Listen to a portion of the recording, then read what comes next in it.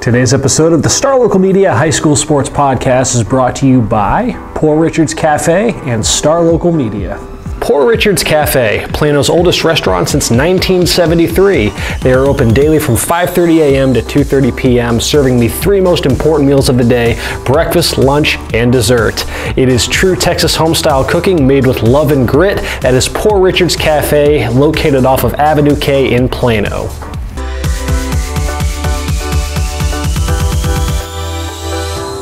Welcome to another episode of the Star Local Media High School Sports Podcast. My name is Matt Welch. I'm the sports editor at Star Local Media, and I am being joined by Brian Murphy and Justin Thomas.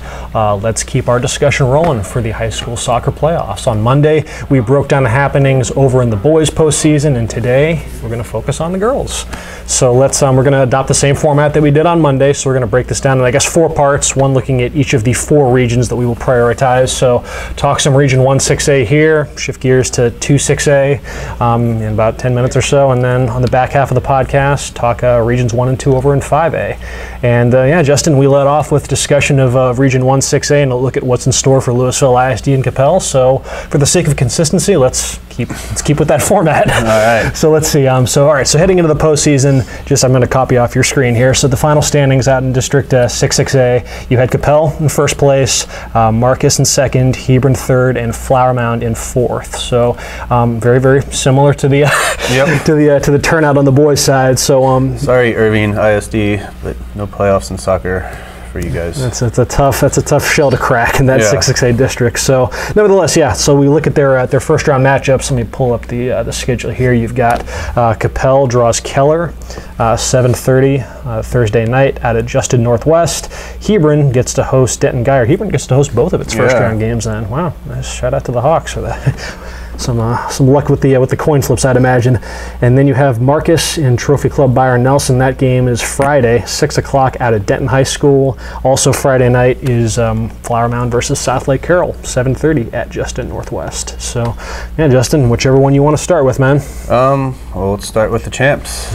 The Cowgirls finishing off a perfect district slate, 14-0-0, no ties, no draws, nothing. So in this district, that's pretty impressive. And then you look at the goal differential of 52-4, which is just outrageous in a district that has 3 other teams that are ranked in the top 8 in the region. So to just roll into only give up 4 goals when you're facing some offenses like Marcus and Hebron, that's pretty outstanding for the Cowgirls. Expectations were obviously high, and this is a team that truly is state or bust. If they don't get out of this region, they're going to be disappointed. They get a Keller team that kind of had to win its way in late, so they've been playing big matches, whereas Coppell's kind of they won the district 3 or 4 matches ago. Keller really had to work just to get into the playoffs, but obviously this sets up well for Coppell. 19th year in a row they've made the playoffs. Obviously they have a couple state titles in their past there, so really intrigued to see them, and not trying to look forward. And Hebron's Flower Mound draws South Lake Carroll, so Lady Jags are the 4 seed. The last time they were in the number 4 seed 3 years ago, they won the state tournament. So you calling it? I don't know if I'm going to call this one. This South Lake team looks pretty good. They went 21-1-2. Their only loss was to Denton Guyer. I think they had a draw against Byron Nelson and then a draw in non-district action. So they're a really talented team. If you look at Top Drawer Soccer's, national rankings, Coppell is I think 2nd and South Lake is 3rd. Jeez. So assuming, not counting the Lady Jags out here, but I'm not going to call upset either, but if, form holds just kind of before we get to Marcus and Hebron, just looking down the road, what a titanic Coppell-Carroll 3rd round matchup that could be. The 3rd round could have 2 of the 3 best teams in the country. So that would be very interesting. That was a similar case for South Lake last year, and them and Allen played in the 3rd round, and both were ranked top 10 nationally, I believe. So then Marcus, they're coming off a state tournament appearance last year, another good season. They lost a ton of talent, but obviously it didn't slow them. They were finished in 2nd pretty comfortably. They had a very nice goal differential as well. Let me check it, 48-9 in district. Their only losses were twice to Coppell. One of them was a really competitive game that they actually they were the only team that got the lead on Coppell when they scored.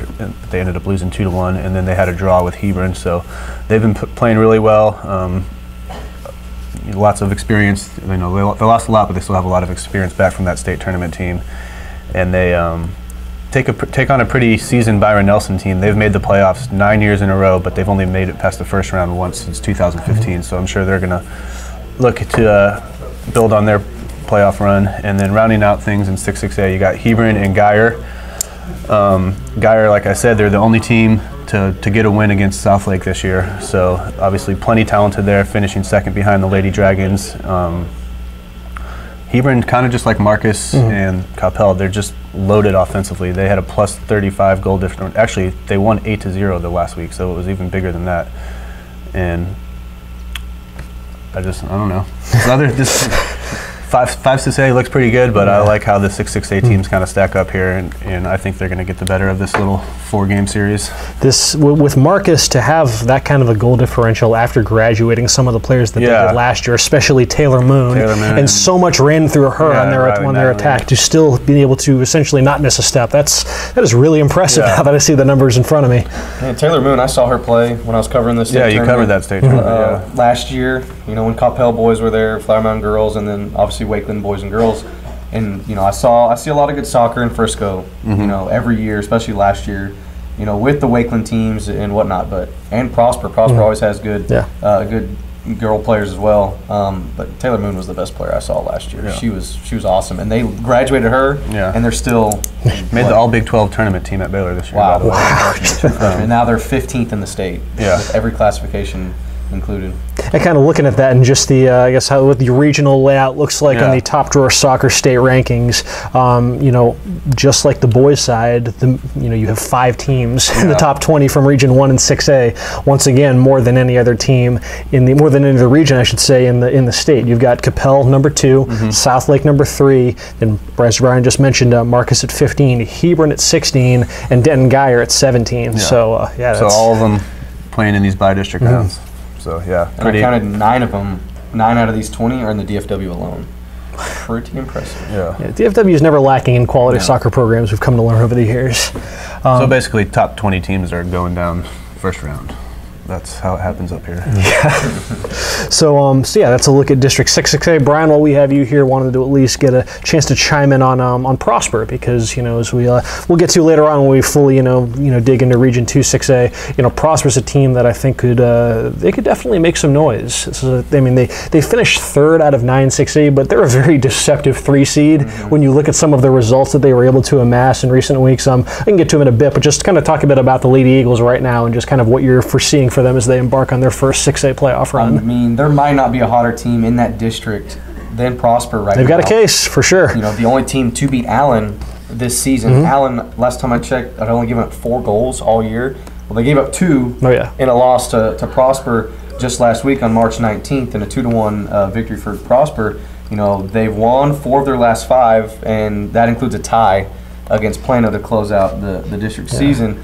But things weren't all peachy, for the Prosper Lady Eagles. During this stretch right through the middle of district, they got 2 blowout wins to start it off against 2 non-playoff teams in Plano East and McKinney, but then they hit a bump in the road.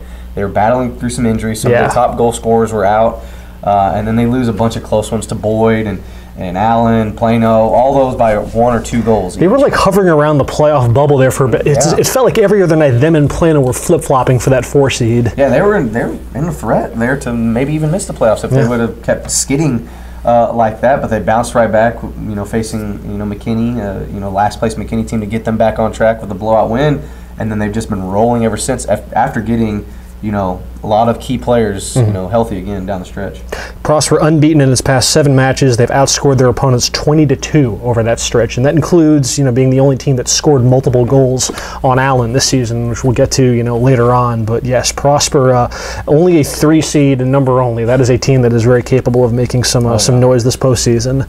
But yeah, that's a good way then to lead into some discussion on the rest of Region 2 6A. We'll do a quick line change and pick that discussion up in a bit.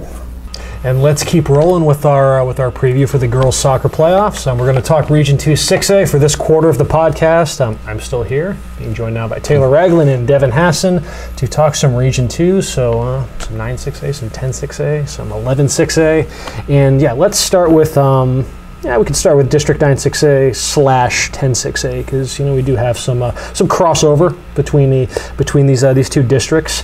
We have over in 9 6A the final standings. Let's see if I can find. Let's see. I don't have those up. All right. Let's see. So we'll talk about Allen. Allen won. We did know who won the district. So yes, Allen fresh off a back-to-back district championships. A team that had obviously massive expectations coming into the year, and they've lived up to them and then some. Despite a change in head coach, the abrupt resignation of Kevin Albury, who dropped himself down to the JV ranks just to make things a little bit easier on his life outside of soccer. And Kelly Thompson, former Allen alum, coming over from Ursuline, had a lot of success out there. And she is. Allen has just pretty much picked up where it left off from last season. They. Let's see, they come in with a district record of, hey, Taylor's got the standings. There you go. A district record of 10-1-1, 31 points, 9 points ahead of second place McKinney Boyd. McKinney Boyd in second, Prosper in third, Plano West in fourth. This Allen team is, they've looked the part, and this is a team that came off a regional final run last season. They have plenty of experience back from last year. They've been one of the best defensive units in the Metroplex, bar none.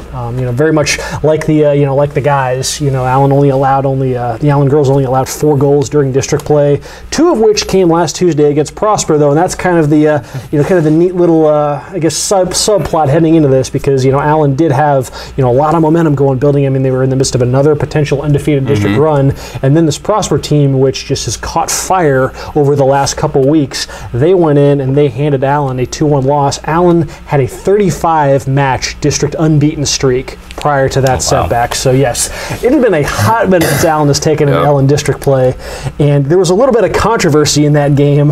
Apparently, Allen looked to have scored a goal in within the final minute of the match, and there's video of it. But it was, I guess, a goal that apparently both officials called it a goal, and then Prosper intervened, and it somehow got called off, and Prosper ends up winning 2-1. So I saw Allen's social media was not happy. That's kind of the wrong social media fan base to inflame. Don't want to draw the ire of Allen of Eagle Nation out there.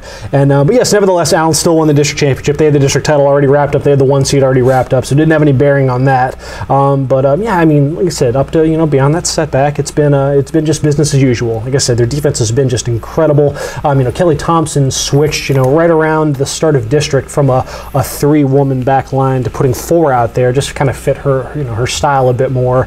And you have that, it's a very veteran, it's a very senior laden back line, headlined by Madison Williams, who was the defensive player of the year out of District 6A last year. And then you've got Jennifer Peters and her first full season as Allen's starting goalkeeper. She had split time with Megan Russell in years past. Peters has been the linchpin there in the back, and she has just been her usual strong campaign. She'll probably be in contention for goalkeeper of the year once again out of that district. And they've been on fire.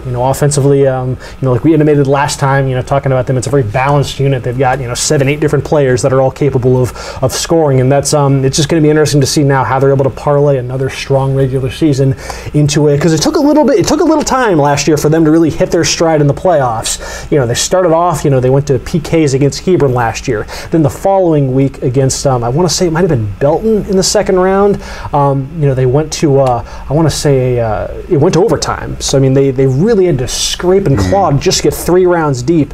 Then they were able to finally get something going there in the third round. They went in against nationally ranked South Lake Carroll, beat them in South Lake's house, and then were able to parlay that into a 5-round playoff run before the Taylor Moon show, and then Marcus got the better of them with a trip to state on the line. So yes, obviously plenty of lofty expectations for Allen. This is a team that you'd expect, based on their recent history, that they'll be able to hang around in this thing for a bit. But we'll see. It gets rolling.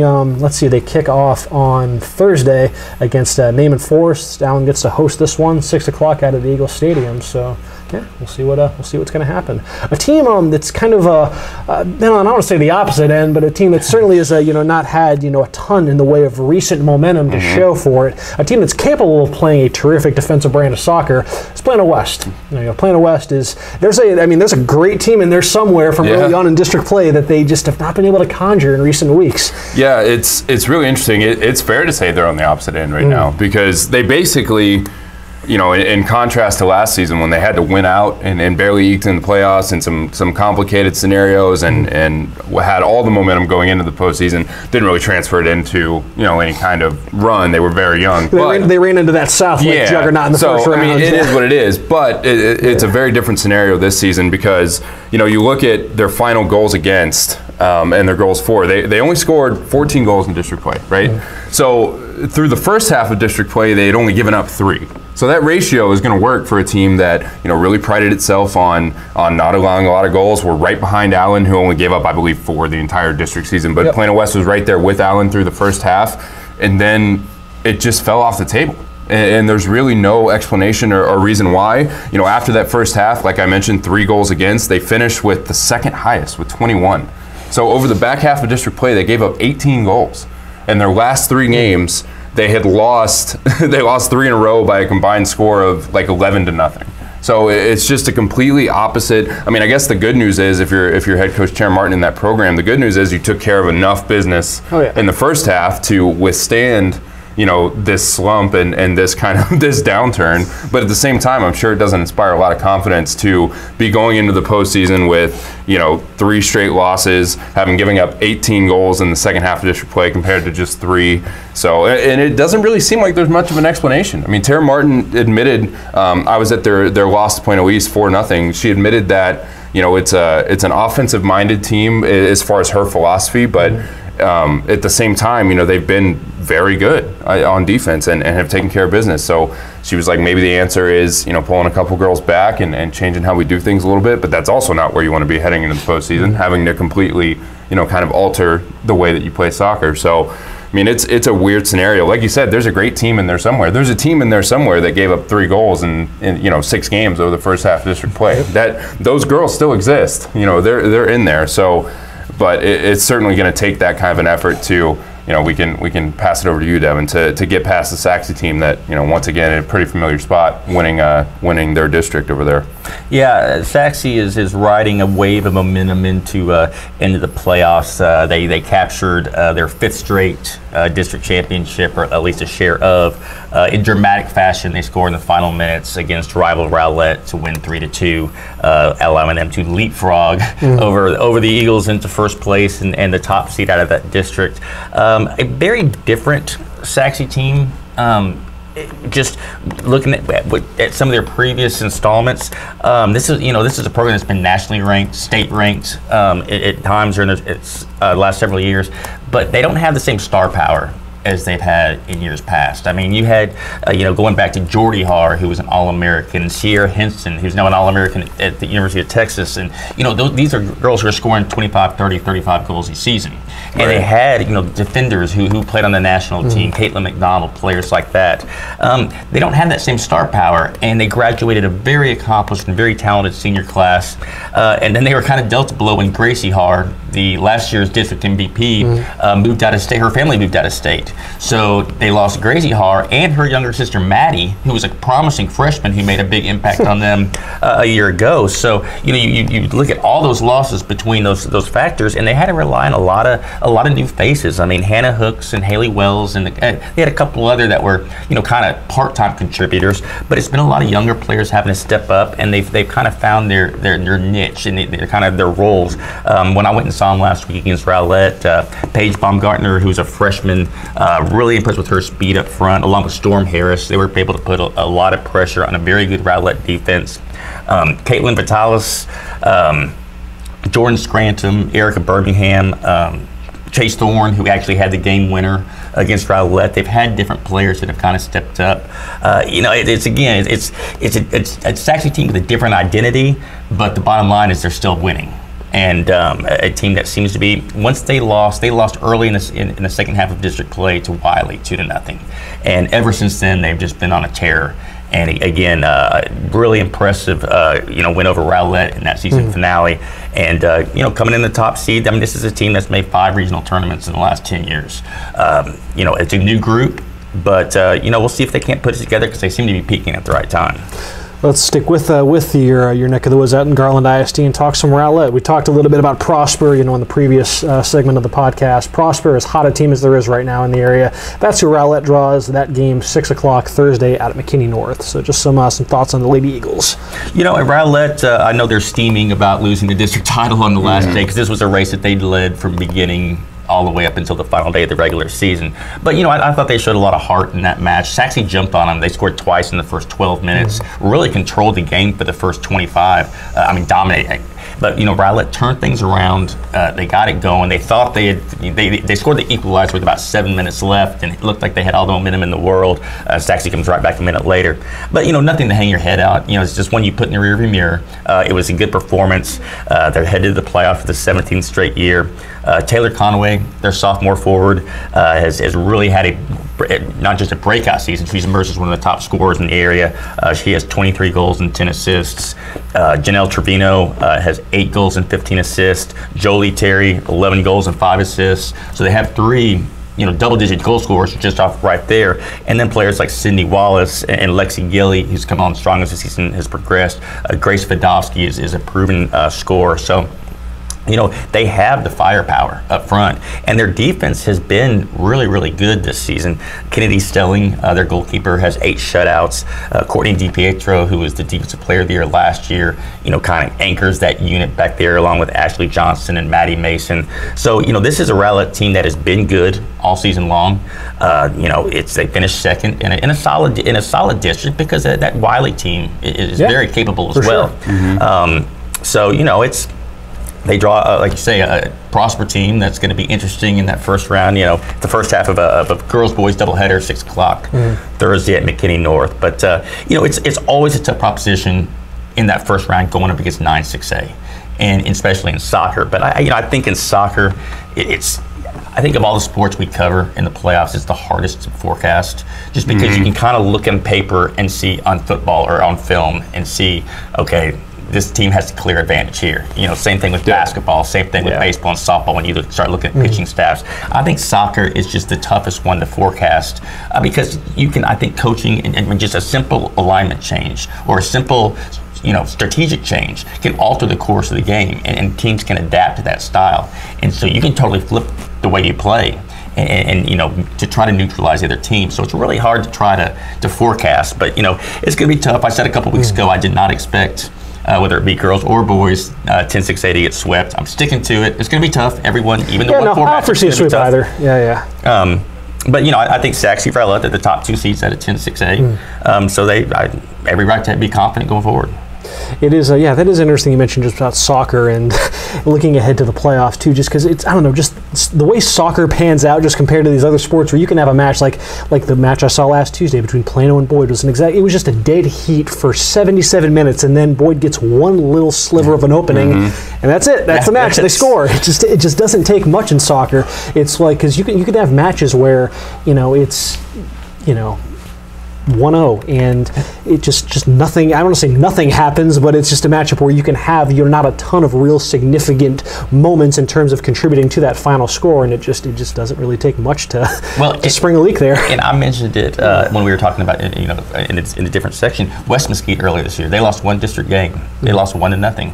I think they outshot their opponent 30-4 in that game, but none of their 30 went in. One of Terrell's 4 did, and that's the difference in the game. And you see that in the playoffs, especially when teams, again, change their philosophy. If they get a lead, they drop back into a shell, and there's so many different things that can happen from the weather elements to the coaching. That's why soccer is tough to forecast. No sport more affected by the wind than soccer. So before we get on to the second half, let's quickly talk Mesquite ISD. You got the Horn girls that are bound for the postseason. What is in store for the Lady Jaguars? Yeah, Horn was able to. This is 12 out of 13 years for Horn. They were able to. They lost to Tyler Lee in the season finale last Friday, but they were able to do enough goal differential wise to win the tiebreaker against Rockwall. The reward is Belton, the 12-6A champion. I think both Belton girls and boys.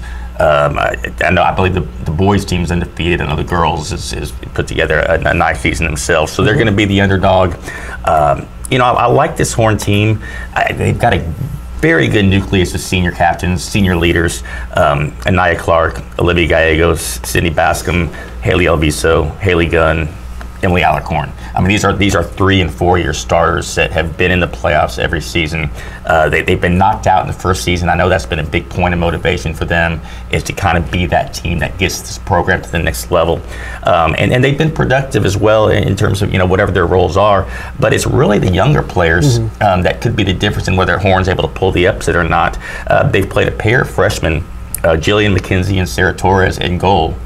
And then their leading scorer, Samia Mitchell, has 13 goals. She's a freshman. Brooklyn Gonzalez, last year's Offensive Player of the Year in the district, has 9 goals. She's a sophomore. So, a lot of their big playmakers are younger kids that are kind of experiencing the playoffs for the first or second time. Doesn't help that they have to go to Belton because they lost the coin flip to play. It's a 6:30 Thursday game, so it's during the school week, and Belton is not exactly right down the street. No, it is not. So it's going to be a tough challenge in that respect against a very good team. But I think with Samia Mitchell and Brooklyn Gonzalez, they scored 3 goals against Tyler Lee in the first half, and this is a Tyler Lee team that won a share of the 11-6A championship and is kind of a dark horse to make a little bit of a run in this region, but just because of their firepower. Yeah. And they showed they could compete right with them. They played right with Rockwall Heath, who was the other co-champion, and they have a fighter's chance. It's going to be tough, given the road trip and given the quality of the opponent. But again, that's been their goal since day one, is to get that playoff win. They want to be the group that does it. So, they got that focus, and we'll see what happens. Today's podcast is brought to you by Star Local Media. 14 newspapers and websites with a print distribution of 270,000 homes and monthly page views of 600,000 online. Star Local Media, your community voice for news. And now, let's get back to the podcast. All right, we are being joined by Coppell junior soccer player Katie Odum. Katie, thanks for taking a few minutes to join us on the Star Local Media Sports podcast this week. Of course. So you guys got a big playoff game coming up? Yes, we're playing Keller at 7:30 at Northwest ISD Stadium. And I imagine you guys are pretty excited to get the playoffs going again. Yes, we are. I'm so ready to be back in action. Before we get into that, you guys are obviously entering the postseason as the district champions.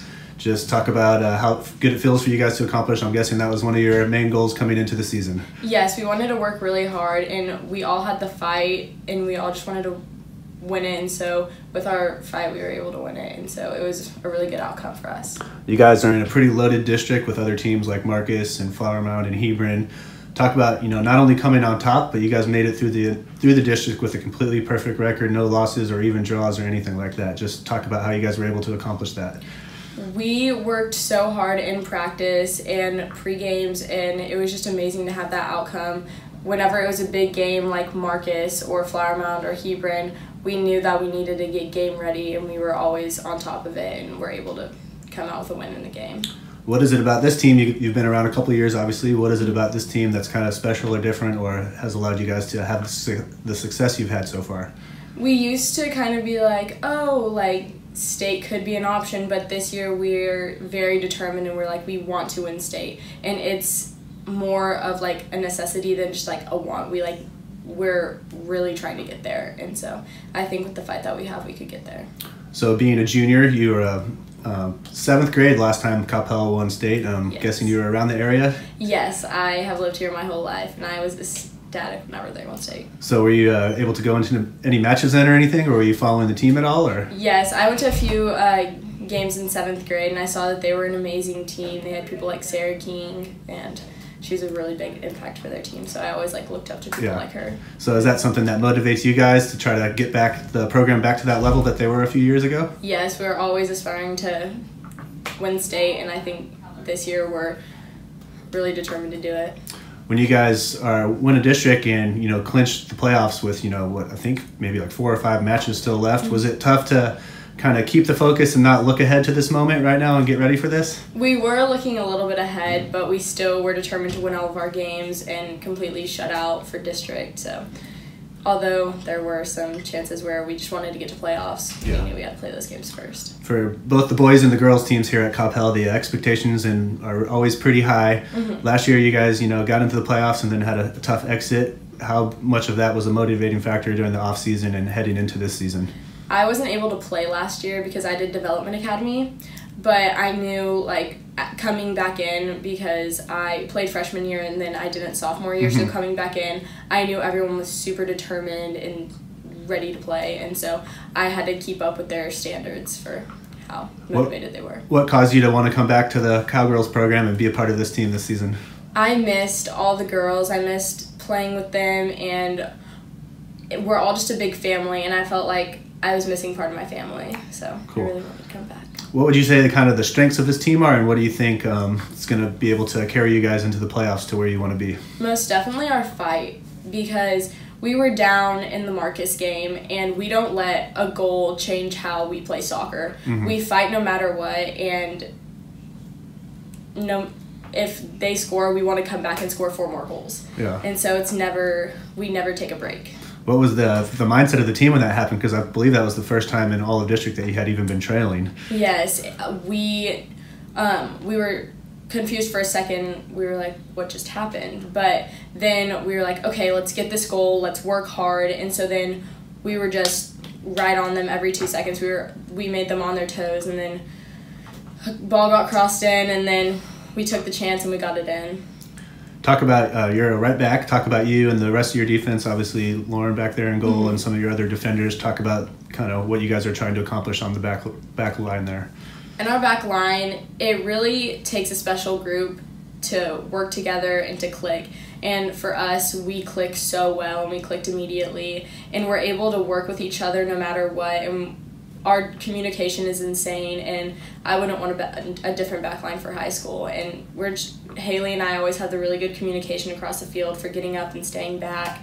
And then our center backs are amazing, and they always talk to us and help us. So the moment is here for you guys. How are you approaching things this week? And I was kind of curious, just how much work do you do kind of focusing on your opponent, and how much are you guys just working on and refining what you guys try to do? We know some about our opponent, but we want to go into every competition thinking that it is a state game, and we want to work as hard as we can for each competition. So we're practicing like it's a state game. We're doing everything we can in our power to get to where we need to be. What's it going to take for when the season's over for you to look back and be happy with how everything finished up this season? I would love for there to be a state medal for us to be really accomplished with our season. Okay. So if you guys keep winning and get some more trophies, are you going to make sure to not drop the trophy and break it like you can ask Becca for that one. We probably won't let her touch this one. Okay, yeah. For those that don't know, their 6-6A district championship trophy is missing the ball on top at the moment. So, all right, Katie. Well, anything else you wanted to mention? Come support the Cowgirls. All right, yeah, and you can do that Thursday against Keller out at Justin Northwest when the Cowgirls get the bi-district round of the playoffs going. So, Katie, really appreciate you taking a few minutes to join us, and good luck moving through the playoffs here. Thank you. And with that, we will roll with Justin Thomas, Brian Murphy to begin the 5A portion of our girls soccer playoff preview, and we'll focus on Region I for that. So just a couple schools. The Colony and Little Elm will take center stage for this discussion. So let's take a look at it. Yeah, the Lady Lobos coming off of their first ever district championship over in District 8 5A. They enter as the 1 seed. But the Colony right behind them in second place. Yes, the Colony draws Birdville. That matchup is 6 o'clock Thursday night at Marcus, and then the following night Little Elm and Azle square off at 6 o'clock at Mustang Panther Stadium. So boys girls doubleheader for the Colony. Okay. So let's whichever one you'll jump. Let's start with you, Justin. The second seed, the Colony. How are the Lady Cougars faring right now as they head into the postseason? Pretty good. They obviously finished second. They had a little trouble with Little Elm. Lost a couple close matches to Little Elm, as everyone did in that district. Yeah, that's true. But other than that, yeah, they seem to be equating themselves pretty well. They hit the let's see, what is it? 5 matches they haven't lost yet since their second loss to Little Elm, so they're 4-0-1 in that stretch. Denton got a tie on them, actually. But second year in a row and for Tommy Ray's crew, and I know they're going to be looking to get out of the playoffs. They haven't won a playoff match since 2014, so I'm sure, you know, with some of their experience from last year, Maddie Sandoval, their amazing keeper, I'm sure that's kind of where it starts, just looking to, you know, get into that area round for the first time since 2014. They get a Birdville team that very strong traditionally. They've won in the first round each of the last 2 years. They've actually made the playoffs 16 years in a row. So, wow! I had no idea Birdville was such a consistent team in ladies soccer. But yeah, they're playing pretty well and finishing third in that district. You know, that's a pretty competitive district they come out of. So I think this should be a pretty entertaining game here. Over with Little Elm, Brian, everything's kind of uncharted waters for them right now. This entire season of having the expectation of, because we thought at the start of the year this is a team that had the chance to to do something special in that district, and to follow through on that potential now. Got to parlay it into a nice postseason run. So so just kind of size up the Lady Lobos and where they're at right now. 66 goals scored, 10 allowed. Wow! All season long. In 20 games, 22 games, 23 games, something like that. It's pretty impressive. You know, they have 6 of their players signed to go play college soccer somewhere already. There may be a couple more, you know, before the year's over. This was a young team the last couple years. That was a young team on the rise.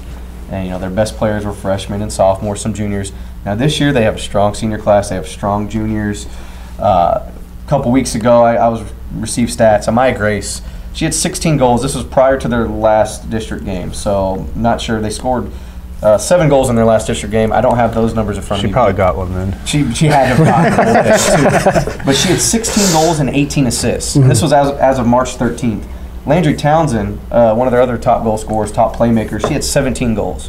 You know, to have that dynamic duo, and then that doesn't even include most of the girls that are going to play college soccer on this team. Wow. And then, you know, you get a new coach, Manuel Cordova, comes from Abilene, you know, to replace, you know, one of the more legendary coaches in the DFW area, Coach Jimmy Langford, who's now at Wakeland, who's won state titles with, you know, almost every McKinney program there is.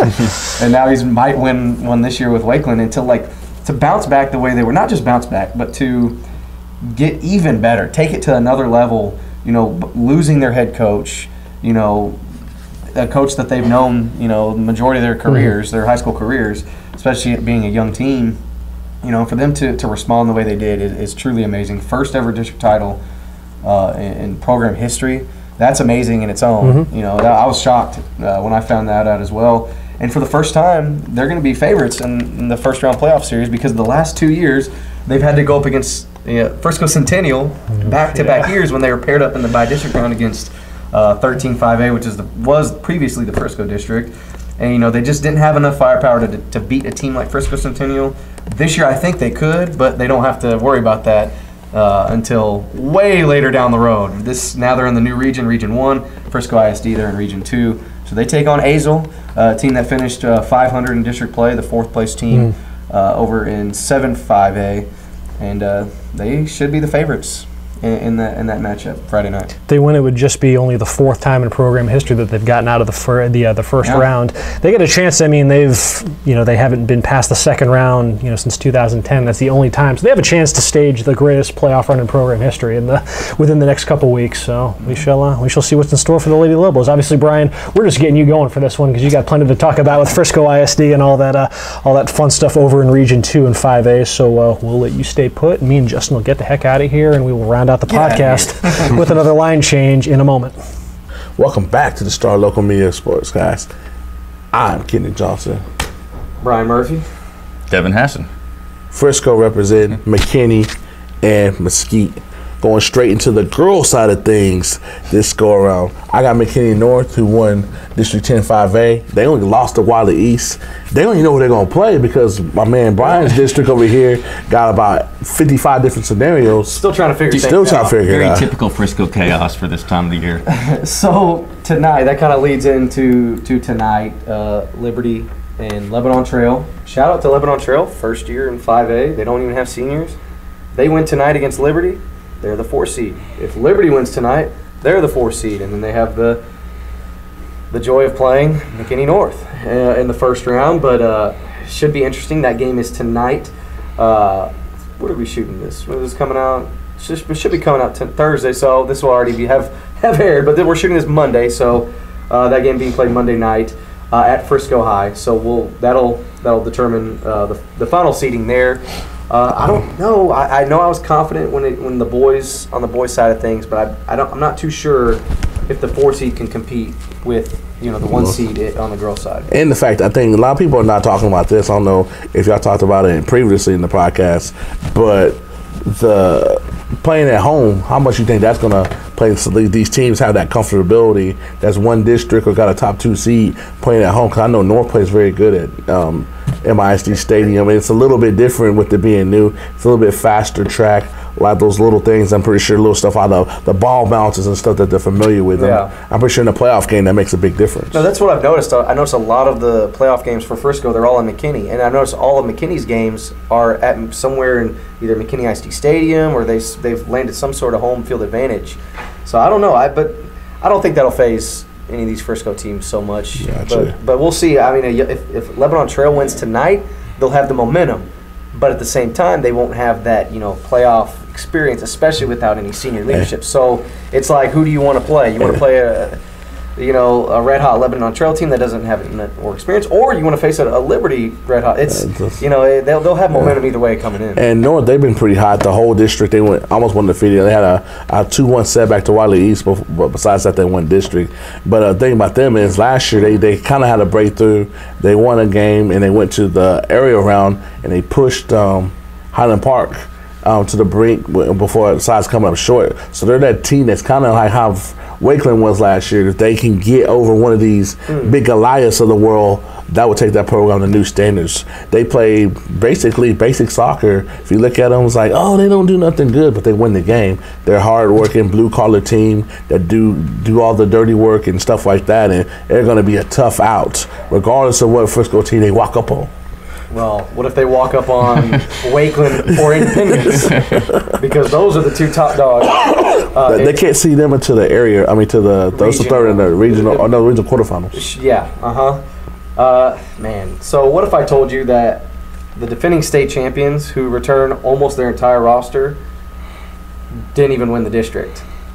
I wouldn't count them out. I've seen them practice before. Them girls are serious. They're legit. Gracie Bryan. Shout out to our girl Gracie. One of the top goal scorers in the area. TCU. I would say in the state. Oh yeah, for sure. Yeah. The girl's only 5'2", Devin, and she does messy stuff with the ball. She's ridiculous. Good comparison. She's left-footed, and she plays that center forward spot. And sets up everybody. If she gets that ball anywhere near that box or in that box, she's either her or somebody on her team gonna get a goal. Yep. But they're not the district champions because Independence. Man, they are on a tear. The final district standings. You they punt over their head, or is that how good they are? No, they are legit. So they closed out the regular season with a 7-1 win over Centennial. Centennial is the 3 seed of the district. Centennial has been in the playoffs every single year. They won the state title in 2015. That tells you the pedigree of Centennial girls soccer. And they're coming off a 7-1 win. They finished with 49 points. To put it in perspective, the Wakeland boys, they won the district with 43 points. So Independence finished with a 16-1-1 record. Who was that one loss? It was to Heritage. They tied. No, that's Wakeland. They tied Wakeland 2-2, and I was at that game in January. It was a really cold, windy game. They actually lost their game to Liberty. So Liberty has proven that they can win against high-quality opponents this season, but it will be all for naught if they don't win tonight against Lebanon Trail. But Independence, they're led by Landry Corbett. She had 6 goals in the final game. I could just keep going on and listing, a bunch of girls: Talon Neiman, Jocelyn Kispert, Mackenzie Neely, Abby Sutherland. There's just the list is endless. With the girls from this Independent squad, they're so loaded, so deep. Man, and I don't be surprised if we get Independence Wakeland down the road in a regional final. you like penciling these. In girls basketball, I called it with Lone Star and Liberty. They met in the regional final. This very well could be another one of those deals. They're both state ranked. I believe it's 10 and 11 on top drawer in the entire state for all classifications involved. And so I'd be shocked if we actually don't get that matchup later down the road. You never know. I know North's got some headhunters. Miss Emil Torres is on a tear. She's led the district in scoring. They got a senior-laden team that's due for that breakout win. So if they take one of those cold L's, what are you going to come on this podcast and say? I'll disappear forever. You won't see me. While he's looking to go to witness protection, we'll slide over to my man Devin Hassan and Mesquite. Is there anybody that's poised for running Mesquite? Because it seems like Mesquite, with this region being newly shaped, I'm not going to say nobody knows how it's going to play out, but it's kind of like everybody's going Bartimaeus style and just kind of like freestyling. If we do have a team, which in this case there's only one, Poteet, because West Mesquite came up just short of the playoffs, it would be a surprise. I mean, Poteet has a very proud soccer tradition. This is their 23rd straight playoff appearance.